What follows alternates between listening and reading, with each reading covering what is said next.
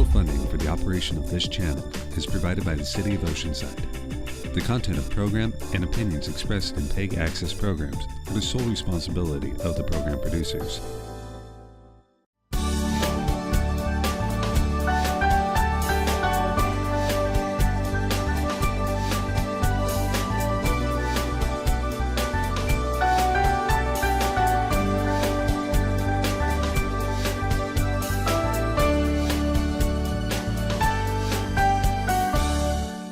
Welcome to this edition of Faith and the Common Good. Here we have an opportunity to address issues in our community that are either not as frequently spoken about or an opportunity to expand the conversation. Thank you for joining that conversation as today we talk about domestic violence. We have heard in recent news the story of Ray Rice and his now defunct affiliation with the National Football League because of violence against, at that time, his fiancée and then later his wife, bringing to the forefront much more on a national scale the issue of domestic violence. We want to remind you that domestic violence is not something that happens on a seldom basis or an infrequent basis, but is one that happens all the time. And even more, we want to remind you that domestic violence is an occurrence in our very own community. And so here we have an opportunity to be in conversation with those who work very diligently to address the effect of domestic violence. We're glad to welcome today Lauren Jane Stevenson and Arnita Brigham Moore for the Women's Resource Center. Welcome, Lauren Jane, Thanks for having us. And welcome, Arnita. Thank you for We are so glad that you have come today to address this very important topic, one that for whatever reason we're very reticent to talk about. It's not an easy conversation and we don't like talking about domestic violence. But because it continues to be prevalent, we need to talk about domestic violence. Yes.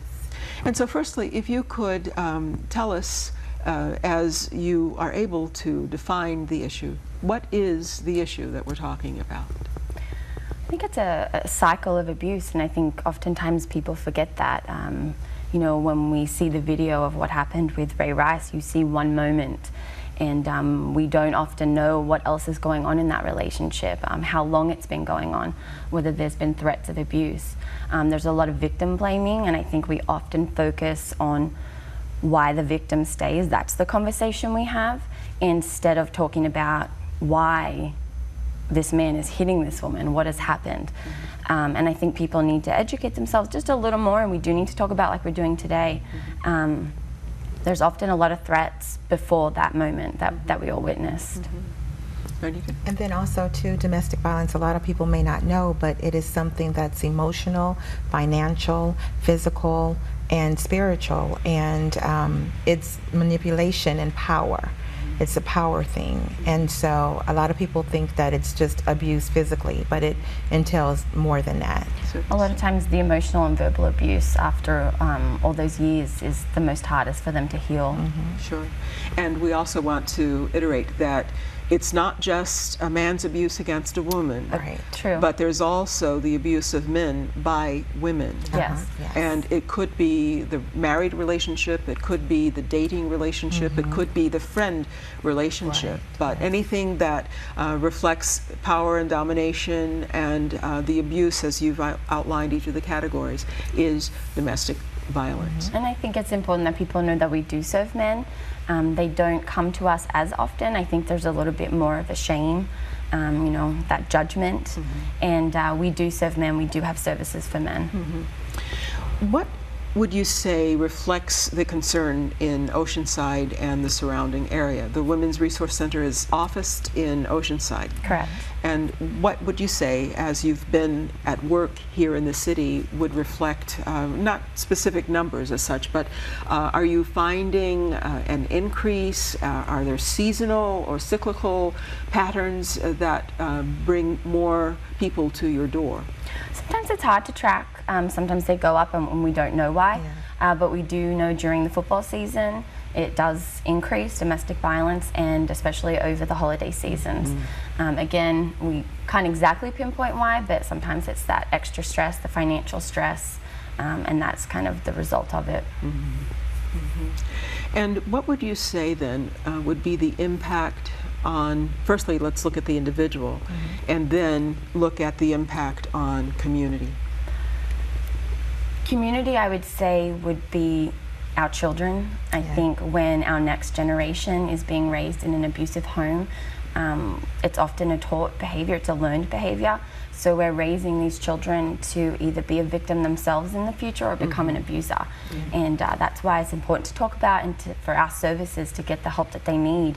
It's not always just the individual that's currently going through it, and the mother or the father, it's that next generation. We're stopping them, we're teaching them how to not become a victim and not become an abuser themselves. And to break the cycle.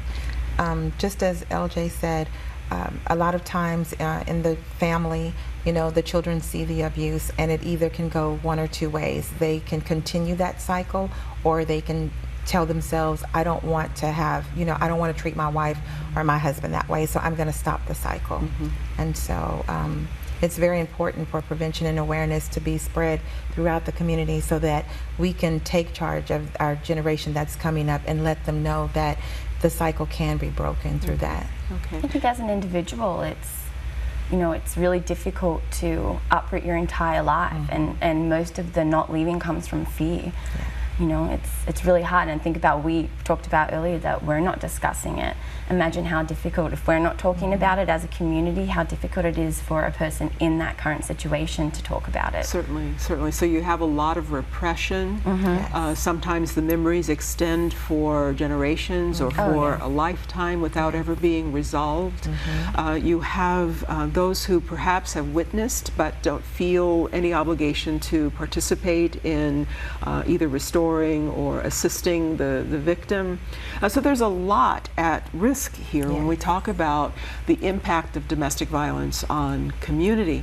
Our society tends to be violent anyway, and we look at the issues of playing with guns even as a child, or the wrestling matches that young boys and sometimes young girls enjoy, growing up with that sense of hitting and fighting and the aggressive language. All of those certainly are symptomatic of domestic violence. What other symptoms would you see? What can be the indicators for someone standing and observing? What indicators might there be that this is a situation? I think isolation.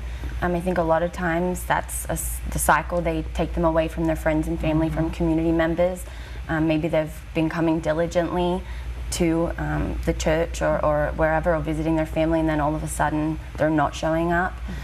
Obviously low self-esteem, I think, would be one. I think, you just see a change in their personality. They're not themselves. And I think being very defensive of the person that they're with, their partner, if you bring something up, I think oftentimes they just don't want to talk about it. And again, that leads to the power issue with the abuser. So taking away that person, the victim's power, and using it against them. What might be obvious with a child, let's say in kindergarten or elementary school? The older children perhaps would tend to act out a little more, and you would see their aggressive action, or actually see them engaged in emulating or copying what they have experienced at home. Is that equally true with younger children? I think it just depends on the child, but I believe it is, and I think being really withdrawn, and I think maybe their reaction to conflict or raised voices, if they seem scared, that could be an indication. And also playing with their toys, for instance, the smaller children acting out in that way with playing with their toys and demonstrating what they've seen in the home, the abuse. So yes, indeed. Now, the Women's Resource Center has existed for how long in the city of Oceanside? We actually just celebrated 40 years of service. 40 years of service, my word. We've served over 250,000 families, not individuals, actual families. So repeat the number again so that we can over hear. 250,000 families. 250,000 families in 40 years is a phenomenal number. One that is, again, to the unawareness, I think, of the general community, that so many are in need of support with regard to issues related to domestic violence. And still every day, there is not one day that does not go by that we do not get somebody walking in to get our services or calling our hotline 24 hours. Even before we left, we had a free legal service, and our reception area was full from families that needed legal help with their abuse. Sure, absolutely. So we'll talk a little bit more about the kinds of services that you offer, one of which, though, is training. Yes. And Arnita, you've mentioned the training that's available to what kind of entities? To the public, students that are in college, and then also stay-at-home moms who just have time on their hands that want to give back. Also, the victims who are now survivors, who want to be a voice for those who are still in the closet, if you will. We have a 60-hour intervention training, and it lasts for a month. And it's every Tuesday, Wednesday, and Thursdays from 6 p.m. to 9 p.m. and then every Saturday from 8:30 a.m. to 4:30 p.m. And it's a sacrifice, but at the end, it's really rewarding. We have a lot of people, speakers, keynote speakers that come out and talk to the volunteers, and they're living in this. And we also have survivors who share their stories of sexual assault as well as domestic violence to make them equipped so when they do go out to do the hotline crisis or the rape counseling and advocacy, that they're ready. And where do you receive support for the extensive programs that you offer? Oh, a range of. We actually work really closely with other agencies. Yeah. We have the police, fire department, different people coming District attorneys. So there is support among the nonprofit community in particular yes. in the city, and we'll continue a conversation about that awareness among church groups or among faith-based groups. But for this moment, if you won't mind staying for a bit, we'll continue our conversation together. Thank you for joining this segment, and we will be right back with more conversation about domestic violence.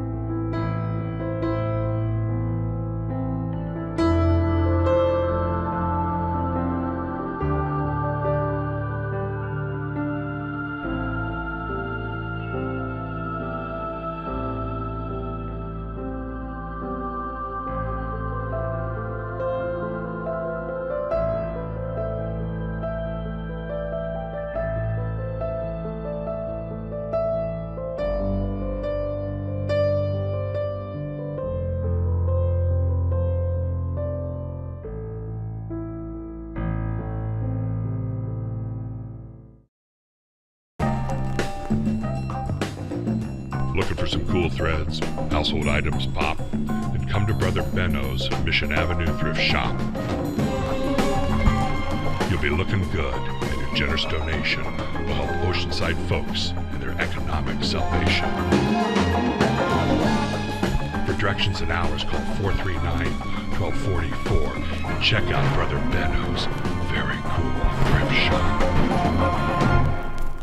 Driving down California Street in Oceanside, it's hard to miss a unique longtime resident of the city, a giant fig tree referred to as Grandpa Joe or Old Man Tree. This well-known tree is over 75 years old, and you have to see it in person to even begin getting an idea of how giant it is. As an Oceanside native, this tree is cherished by the entire community. While you're admiring the beautiful landscape that is Oceanside, stop by the impressive Old Man Tree, as it's sure to be here for generations to come.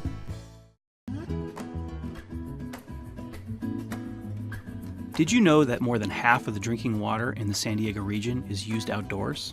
Improving plant irrigation saves water and money. Adjust sprinklers to prevent overspray, running onto sidewalks and driveways. Or replace it with a better fitting sprinkler. Fix leaking sprinklers right away. A broken sprinkler wastes 10 gallons each minute. Fix your sprinklers, water infrequently, and save. Thank you for doing your part to save water. Water conservation is essential and a way of life.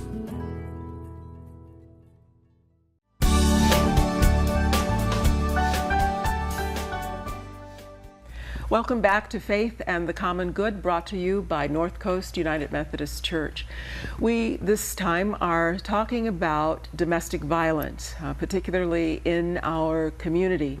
We know the issues and we see the occurrences of domestic violence around us. Sometimes those observations are of subtle punching or subtle verbal words that are used to minimize or demean another, and sometimes the signs are present in the bruises and in the pain that you see in one's physique and one's attitude and one's eyes. But all too often we do not address the issue of domestic violence face to face. We don't confront it because either we're afraid of it or we don't want to get involved. So today we're talking about domestic violence, and domestic violence not just as a general concept, but domestic violence in our very own community. Continuing the conversation is Lauren Jane Stevenson, who is Development Director at the Women's Resource Center here in the city of Oceanside, and also Arnita Brigham Moore, who is the Volunteer Coordinator and the Community Educator, also from the Women's Resource Center. Again, thank you for being here and being willing to share the information and share the resources and to enlighten us more and more about this issue of domestic violence. I'd like to continue firstly by reflecting on the signs, perhaps as a way to help a young person just beginning a relationship. What are those things, again, that can become very obvious indicators that something is not quite right in this relationship? I would say if they're trying to control you, they try to keep you away from your friends and family, they speak to you badly, they put you down, and the control, oftentimes they're controlling what you're wearing, you know, making you cover up more, and those kind of signs. And also too, in young love, teenage love, a lot of times the young ladies that are dating and the males become very abusive verbally and physically, they have a tendency to think that it's because he loves me. And just to put out there that love does not hurt. And if you're called out of your name, that's not respect. And in a relationship, there is supposed to be respect. That's what brings you to a healthy relationship. You want a healthy relationship, and that's not a part of it. But just as LJ said, a lot of manipulation, controlling financially, again, you know, and what they can wear, taking them away from their family and friends because they have low self-esteem issues, so they want to sort of misery loves company kind of thing, and taking them away from just everything that they like and downing it, even talking them out of dropping out of school. You know, oh, you think you're smarter than me, you think you're smart because you're going to school. So all of those things are red flags, and we encourage young teenagers, if they are experiencing that's not right, and they should call. They can call the Women's Resource Center or call the domestic violence hotline. Or speak to somebody if you trust somebody. If it's not your parents, one of your friends, teachers, anybody, and just kind of let them know what's going on. Surely. One of those places of trust should be the church. It should be a place where faith is expressed, and of course the foundation of faith would be the sense and the essence of love. But all too often, in even faith communities, we find an avoidance of dealing with the issue of domestic violence. Have you found that to be true? And if you could talk about that a little. I think it's confronting for them, and I think a lot of people feel like it's none of their business or it's a family issue.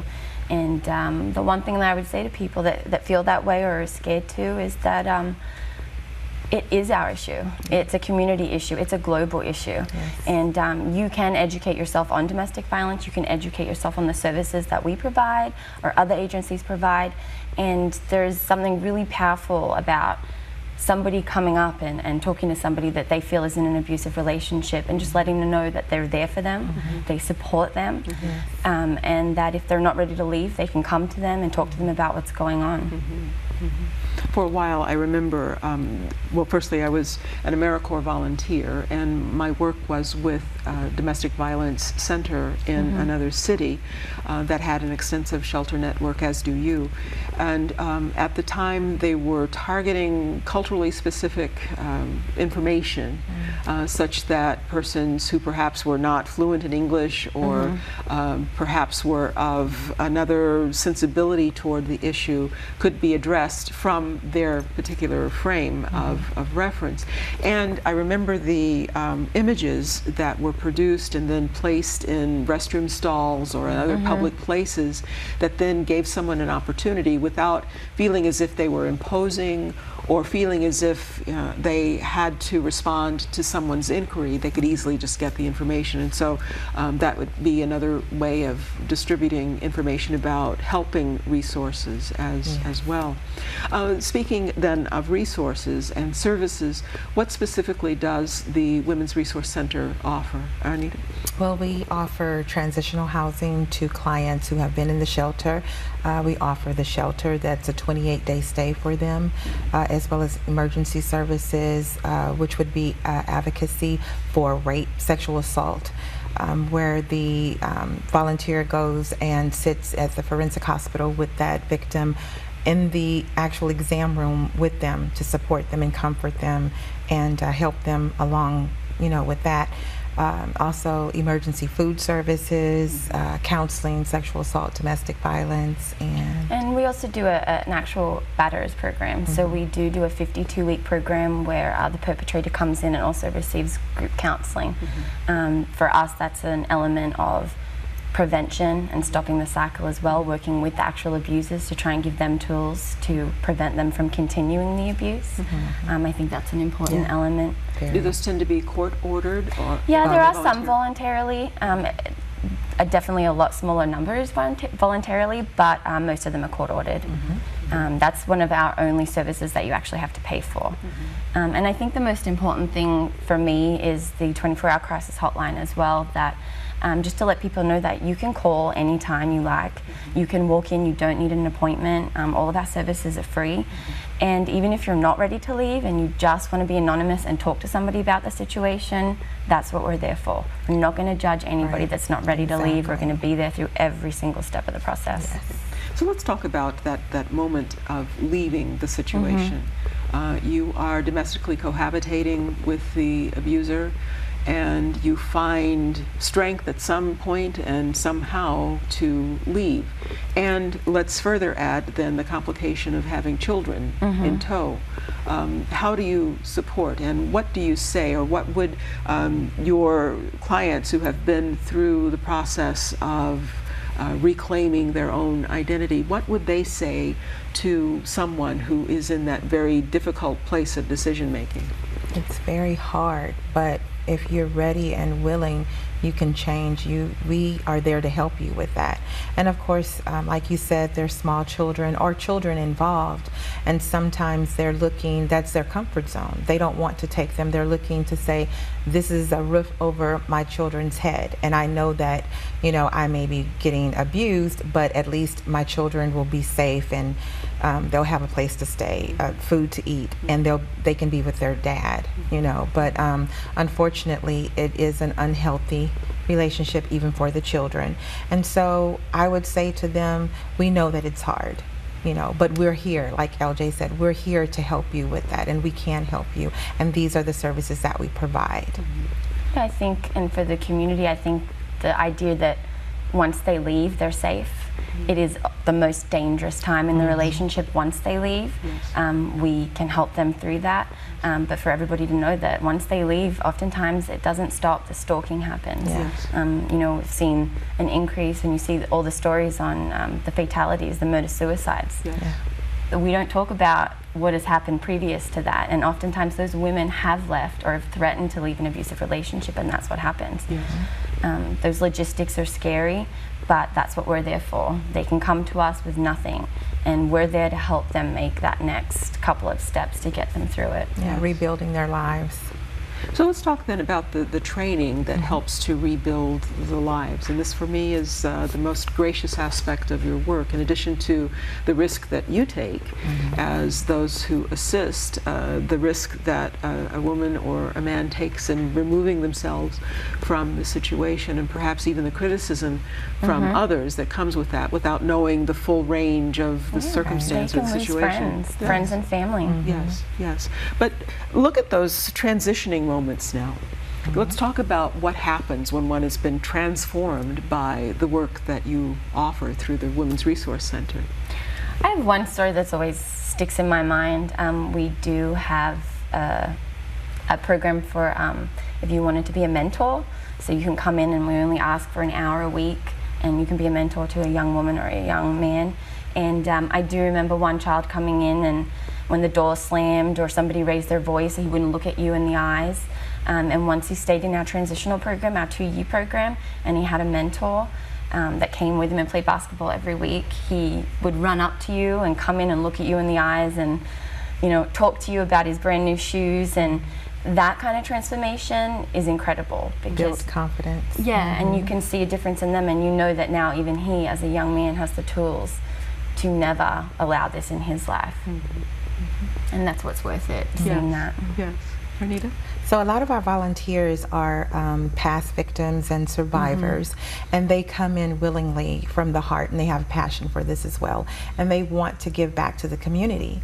And they're so dedicated and devoted to being an advocate for sexual assault and the hotline crisis calls. So it's like a flower. They were once like this, and once they have therapeutically healed, they flourish into this beautiful flower, and they come in and they do awesome work, like all the time. And whatever we need for them, whether it's our Spirit of Giving in December, or our Magical Evening, which we just celebrated the 40th year anniversary, they're there to help. And that's what it's all about, is giving back because someone helped them.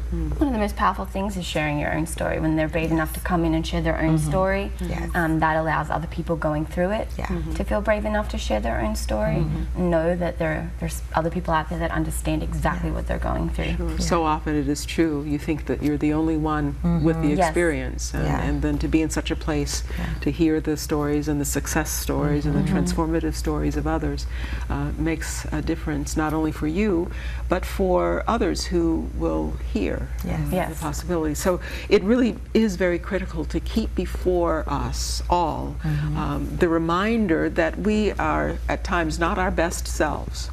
And because we aren't our best selves, we demean others in ways that prevent them from flourishing and growing into their full potential. Thank you for joining us for this edition of Faith and the Common Good, brought to you by North Coast United Methodist Church. We've been in conversation about domestic violence, and we ask that you continue the conversation and become aware of what you can do to support a family or to support an individual who is suffering. We also encourage you to go to koct.org to find there a copy of this edition, as well as a place to order a DVD.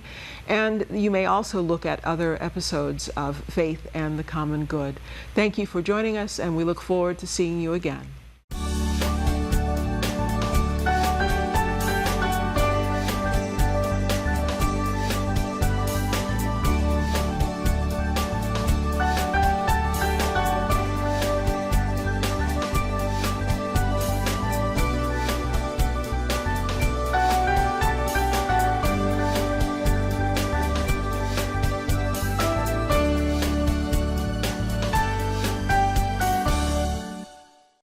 To order a copy of this program or any other program on KOCT, log on to koct.org and click Services.